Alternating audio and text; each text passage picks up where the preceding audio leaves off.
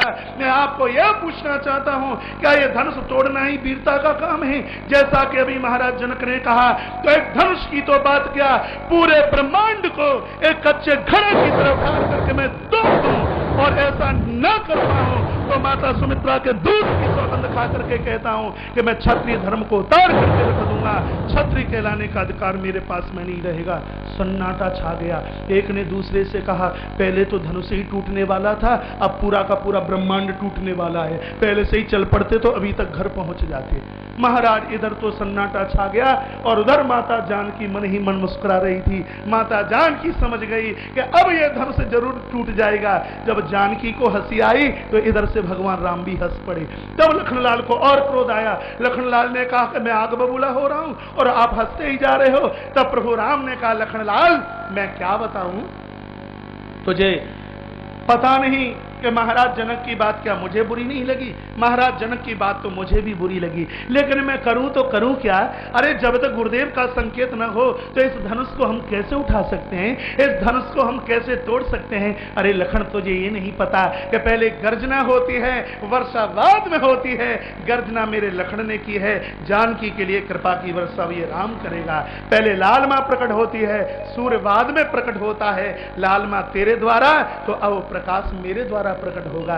तू चिंता काय के लिए करता है? लेकिन करूं तो करूं क्या? अभी गुरुजी का आदेश तो है नहीं। गुरुजी को भूल समझ में आ गई। गुरुदेव को लगा, अरे मैंने बहुत बड़ी गलती की है, और शीघ्र ही कहा, उठो राम, अरे राम उठो, और कह दिया कि उठो राम भंजो भव जापा, उठो राम भंजो भव जापा, उठो राम भंजो भव जापा, भंजो भव जापा, बैठो तात जनक पर, बैठो तात जनक पर तापा, बैठो तात जनक पर तापा, बैठो तात जनक पर। जैसे ही श्री गुरुदेव विश्वामित्र जी ने प्रभु राम के लिए संकेत इशारा किया, अरे बेटा राघव खड़े हो जाइए, महाराज के ताप को, सुनैना के प्रताप को और जानकी के संताप को अब दूर कर दीजिए। मेरे प्रभु शब्द सुनते ही खड़े हो गए। गुरुदेव के चरणों में मन ही मन प्रणाम किया, मस्तिष्क नहीं रखा, मन ही मन प्रणाम किया। संतों से पूछा गया कि मन ही मन राम ने क्यों प्रणाम किया? इसलिए क्योंकि माता जानकी की सीधी दृष्टि प्रभु राम के मुखमंडल के ऊपर थी। जानकी की तरफ से अपना मुख उठाकर प्रभु राम गुरुदेव के चरणों में अपना मस्तिष्क रखते, आंख का पलक ऊपर से नीचे गिरे। इतनी देर के लिए भी यदि माता जानकी को प्रभु राम का मुखमंडल नहीं दिखाई देता तो माता जानकी उसी समय अपने प्राणों को छोड़ देती। इसलिए प्रभु राम ने आज गुरुदेव के चरणों में मन ही मन वंदन, मन ही मन प्रणाम किया। भगवान मनोन्मत्त हाथी की तरह चल रहे हैं। उदित उदयी गिरमंच पर रघुबल बाल पतंग, विकशेषण सरोज सब हर से लोचन भंग। महात्माओं ने चलते हुए प्रभु के रूप को देखा और कहा कि आज हमारी आंखें धन्य धन्य हो गई, आज हमारी आंखें कृतकृत हो गई। इधर माता सुनैना बैठी बैठी रो रही है और अपनी धाय को बोलती है, एक बार कोई महाराज को तो जाकर के बोल दीजिए, ये दुधमुहा बालक ये क्या धनुष तोड़ेगा? जब ऐसे ऐसे राजे और महाराजाओं से धनुष नहीं टूटा, ये इकलौता यदि किसी का बालक हुआ तो उसका वंश निर्वंश हो जाएगा। यदि इसलिए किसी कोई महाराज को जाकर के बोल दे, इस राजकुमार को उसी स्थान पर जाकर के बिठा दिया जाए। तब धाई ने कहा, महारानी जू, तेजवान की आयु नहीं देखी जाती, तेजवंत जिय गलिए न राहु। अरे तेजवान की आयु नहीं देखी जाती, एक अंकुश हाथी को वश में करता है, क्या उसको कोई छोटा कहेगा? एक सूर्य पूरी दुनिया को प्रकाश देते हैं, क्या उन्हें कोई छोटा कहेगा?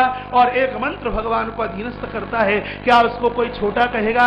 हे महारानी जू, इसी राजकुमार के द्वारा धनुष का भंजन होने वाला है। आज मिथिला के लोग भोलेनाथ को मनाने लगे। कहा, हे बाबा, यदि किसी को वंदन प्रणाम हमने किया हो तो उसका फल इस राजकुमार को लगे। किसी को जल पिलाया हो, भोजन कराया हो, उसका फल इस राजकुमार को लगे। कोई मठ मंदिर, कोई शुभ कर्म, माँ बाप माता पिता की सेवा हमने इन हाथों से की हो तो उसका फल इस राजकुमार को लगे। हे भोलेनाथ, अपने धनुष के वजन को हल्का कर दीजिए, महाराज के संताप को, महारानी के प्रताप को और जानकी के ताप को दूर कर दीजिए। नगर के जितने भी लोग थे वो सब अपनी अपनी मनौती मनाने लगे। इतने में तो भगवान प्रभु श्री राम कब धनुष के पास तक पहुंच गए पता ही ना लगा। इधर सब लोगों को बड़ी प्रसन्नता खुशी हो रही है, लेकिन लखनलाल बड़े बेचैन हैं। कभी खड़े हो जाते हैं, कभी बैठ जाते हैं, कभी खड़े होते हैं, कभी बैठते हैं, कभी खड़े होते हैं, कभी बैठते हैं। विश्वामित्र ने कहा लखन तूने नाक में दम कर दिया, तुझे चैन नहीं पड़ता, तुझे क्या तकलीफ है? लखनलाल ने कहा गुरुजी अब तुम शांत रहो, हमें अपना काम कर लेने दीजिए। कहा तेरा कौन सा काम बकाया है? लखनलाल ने कहा गुरुदेव आपको नहीं पता, मेरे भैया प्रभु श्री राम धनुष को उठाने की इच्छा से नहीं, धनुष को तोड़ने की इच्छा से गए हैं। जिस समय भगवान धनुष को उठाकर इसको तोड़ेंगे और उस समय धनुष की टूटने की टंकार से, घोर आवाज से ये धरती बीच में से फट सकती है। यदि धरती बीच में से फट गई तो माता जानकी के विवाह में अवरोधकता आ जाएगी। इसलिए हे गुरुदेव मैं इन दुष्कुंजरों को सावधान करने के लिए आया हूं कि धरती हिल ना जाए। गर्जना की लखनलाल ने और कहा दुष्कुंजरो हे कमठो, दुष्कुंजरो कमठो ही कोला, हरो धीर हरि डोला, राम चहि शंकर धन तोरा, हो सजग सुनि आए समोरा। ए दुष्कुंजरो हे कमठो सावधान, पृथ्वी को अपने जबड़ों में इस प्रकार से जकड़ लो, पृथ्वी हिल न पाए, पृथ्वी डिग न पाए। लखनलाल ने घोर गर्जना की। तब प्रभु राम ने लखन की तरफ देखा और कहा भाई लखन पोजीशन क्या है बता?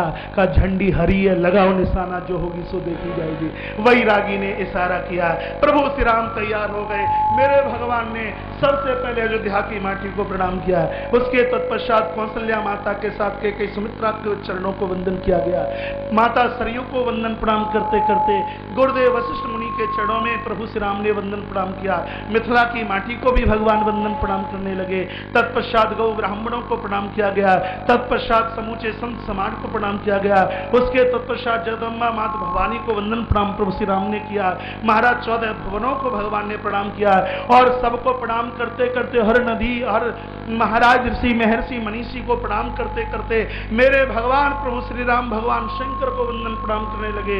कहा हे प्रभु आप मेरे इष्ट देव हैं, हे भगवान आप मेरे महान वो प्रभु हैं। हे भगवान ये धनुष में विवाह की इच्छा से नहीं तोड़ रहा, हे परमात्मा ये धनुष मैं इस दुनिया के अधर्म को समाप्त करने के लिए और धर्म की स्थापना करने के लिए तोड़ रहा हूं। प्रभु मेरे पास में ताकत नहीं है, वो ताकत आप मुझे दीजिए, इस दुनिया का अंधकार समाप्त कीजिए।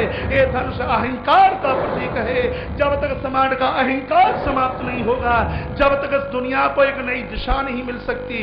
इसलिए प्रभु मेरे ऊपर कृपा कीजिए। भगवान प्रभु श्री राम ने भगवान शंकर का बहुत बार बार आह्वान किया और उसके तत्पश्चात प्रभु श्री राम ने धनुष की 3 परिक्रमा की, धनुष को वंदन प्रणाम किया और तत्पश्चात प्रभु श्री राम ने धनुष को अपने दोनों हाथों में संभाला और उठाते उठाते कान के ऊपर तक लेकर के गए।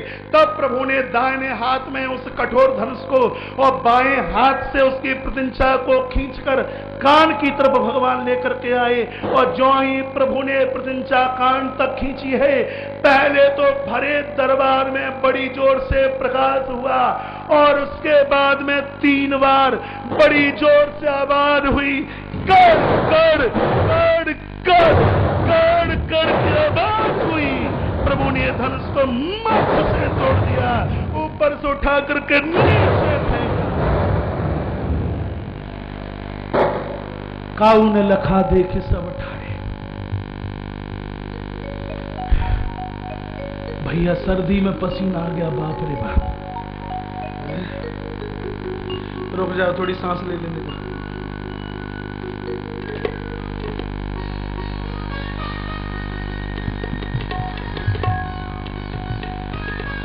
कथा तब तक ही करेंगे जब तक धनुष ऐसे ही टूटता रहेगा।